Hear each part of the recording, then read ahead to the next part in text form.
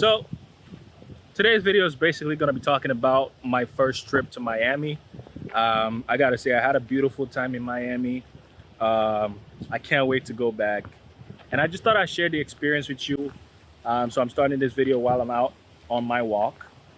So the first day I arrived at night, and basically I didn't have time to do anything. I just ordered Domino's and watched TV at the Airbnb. And for the first time in a long time, pizza did not taste as great as it's supposed to, okay? The Domino's pizza was, to say the least, tasteless, okay? And I couldn't finish it. I just threw it out in the garbage and I was like, okay, I'm going to bed. I arrived at like maybe 8 o'clock at the airport, and I got to the Airbnb at, let's say, 8:30, and then I went to bed at 11 p.m. or midnight. And I woke up in the morning and I decided that I was gonna go take a swim because there was a pool in the condo. Okay, it had the most amazing amenities: pool, sauna, gym. It had everything. So after the first day I got there, I ended up switching to another Airbnb, which was basically like a hotel situation. And what was good about that was it came with a package where we had happy hour at a hotel that was about 10 minutes away, and we would take a free shuttle to the hotel every evening. It was about, I think, 6 p.m. to 7 or something like that, and it was happy hour. Drinks were free from 6 to 7, and after that you had to pay for your drinks. So it was fun. Every night I made it a habit to go to that hotel and get me some free drinks, and also sometimes I would have dinner there. I'd be having problems with the food in Miami up until that point. Basically, I just didn't like the food. I didn't find it tasteful, especially the fast food. I did not find it tasteful compared to what I'm used to in Toronto. And the only thing I could really eat, or the only thing that I enjoyed eating, was the Cuban delicacy, where I feel like it had a bit more taste than everything else, and I enjoyed that. And I also enjoyed the food at the hotel where I had the happy hour, so that was also refreshing. Apart from that, I can't say I really ate anything else that I liked, but the thing to note is I was in a very touristy area, okay? I was in North Beach and I was in South Beach. It was a very touristy area, so I didn't really go into the main city of Miami.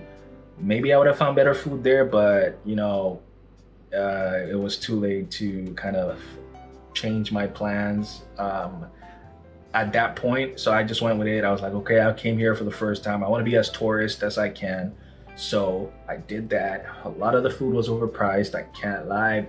And to be paying overpriced for something that was below par with the taste was very frustrating for me, to say the least. But it was Miami. It was my first time in Miami. I didn't really, pay too much mind to it. I just wanted to have a good time, and I did.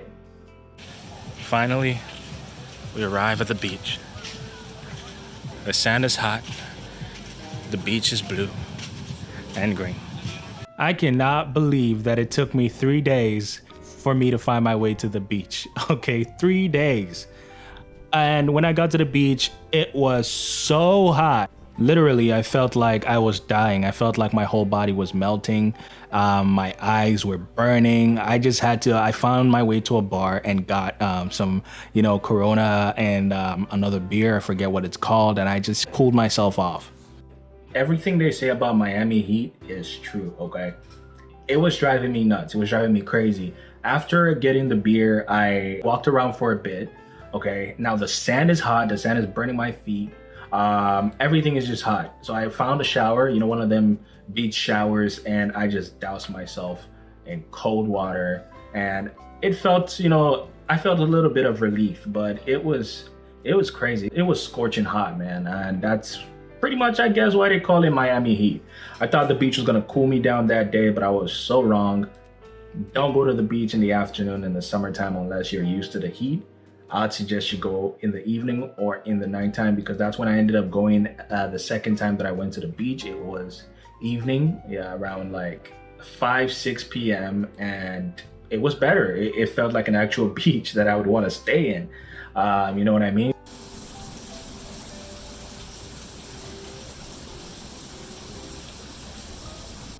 So this is one of the times where I'm enjoying my burger after a happy hour at the hotel. And as you can see, I love it. Like it's super yummy, and I just I wanted to show this video, I guess. Heating up the pool, hitting my face. Look at that melanin glowing. Now I'm saying, looking like hot cocoa. I believe it was day 4. I decided to go check out Lincoln Road because I had heard obviously a lot about Lincoln Road and the mall there. So I went to check it out. I went around some stores and, you know, got lunch.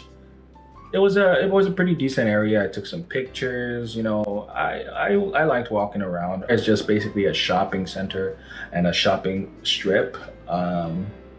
Yeah. Midway, it started to rain again. Okay, it started to rain. It wasn't too bad. It wasn't like a bad rain. It was a little bit heavy, and you know, we stayed in the shed for a bit and then continued around shopping. So after I finished from Lincoln Road, I decided that I was gonna go check out South Beach. I ended up going there. South Beach was way nicer. South Beach had a lot of people partying, people just having a good time. It was good vibes, and I feel like that was where the more expensive hotels were and some other clubs. It was lit. Went back to the Airbnb, and then that night I decided to go check out the strip club. Okay, so there were a few strip clubs, not too close to the Airbnb, but around at least 15-20 minutes away. One of them was in Halea, if I remember, and that was the first one I went to, because the first one I went to was closed, and the bouncer ended up giving me a card for free entry into the other one. Okay, so I went to that one at Halea. And it was lit, you know what I mean? It was different. It was different from the ones that I visited. A lot of Cuban ladies, a lot of Cuban ladies. Basically, it was a Cuban strip club. Everybody was Cuban, okay? They had even drums, like they were playing drums to some Cuban songs, and the dancers were dancing. It wasn't too big. It was like decent size, very cozy. But it was nice, a lot of pretty women, you know? And basically how it worked was you didn't have to pay for a private dance, okay? You could literally give $1 to any girl and she would give you like a 10-second dance. So you could basically dance with every girl there by just tipping them $1. So they would come around asking you for tips. Now you don't have to give them tips, but if you want to dance or if you think they're attractive, you could give them $1, you know, it's $1. And they'll give you like, you know, a little dance there, and you know, I got some drinks, you know, I was having a good time. The music was good, the ambience was good, nice vibes all around. After that I went to another strip club, and this time it was more of, I could see a more black crowd. The time was about 2 a.m. at this point. So mind you, the strip clubs close at 5 a.m. Okay, now this is mind blowing for me because where I'm from, Toronto, the strip clubs close at 2 a.m. and that's it, right? These strip clubs close at 5 a.m. and there was another one that closed, basically I was open 24/7, you know, it was open all day. Literally, you could go in there. I think it's called 11.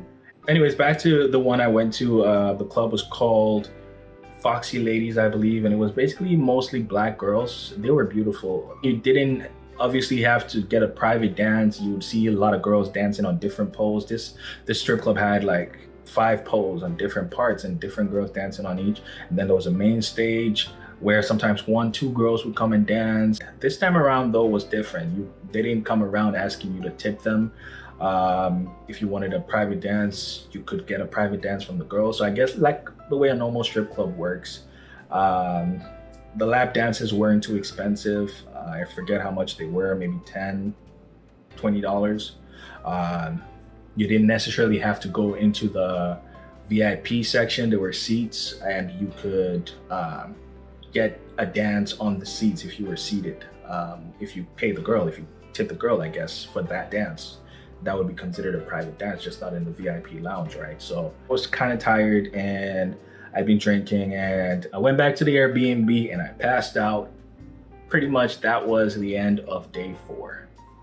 I was thinking of going to 11 the next day to check it out, but that was the 5th day. So at that point I was thinking, you know what, I need to start like, you know, just getting my shit packed, and relaxing because I was gonna be taking another flight. I was just like, getting my ducks in a row. I went back to the beach on the 5th day after it stopped raining, and it was a good time. I got some Cuban food, went to get my daily, or should I say my nightly happy hour, and yeah, that was how I spent the 5th day. On the last day, I was leaving, so I basically just woke up, I think around noon. I don't remember having breakfast. I think I just went straight to the airport after I packed up and got ready. I got to the airport. I believe 4 p.m. was when my flight was booked or was scheduled to take off. So got to the airport, checked in my luggages, and I had to wait in the airport. The airport did not have a lot of food options, okay? It just didn't. And I was like, okay, I gotta find whatever I could to eat. I got something to eat, and I was like, okay, counting down because I got bored. And I don't remember, but I think there was an issue with the Wi-Fi. So I was like, okay, I just gotta get out of this airport and gotta get back to my city. The flight came, we got in the plane, took off. It was about a 3-hour flight back to Toronto, and we arrived in Toronto. I was like, yeah, Miami was fun. I don't like to overstay in a vacation where you start getting tired or you start getting bored. And I feel like around the 6th day, I was getting tired. It was the perfect time to have left. So yeah, no regrets. I definitely hope to be back to Miami sometime after the corona virus pandemic. And this time around, I know what to expect, and I know what to do, and I know where to go. So I know it's going to be way more fun because I didn't really look too much into places that I wanted to visit before I got there. I started looking up places when I got there because the major thing for me was the beach. Like, I just wanted to chill at the beach, and at the Airbnb it was a relaxation trip. So I didn't want to do too much, a little bit of shopping, you know what I mean? So yeah, I did everything that I set out to do for that vacation, and that's basically my first Miami trip. Thank you guys for watching. I hope you enjoyed this video. I'll see you in the next video. What's going on, then? Taking an evening stroll. You already know, gotta keep active. Take a look at the view. Here, I'll take a look at the view right now. Isn't it beautiful? Isn't it wonderful? Traveling is very, very important. Traveling is very, very good for you. You learn a lot, you experience a lot, and I'm just happy I got to take this trip. It was much needed, and it came at the right time when I needed it. So I'm just having fun. You know what I'm saying? Living the life, living la vida loca.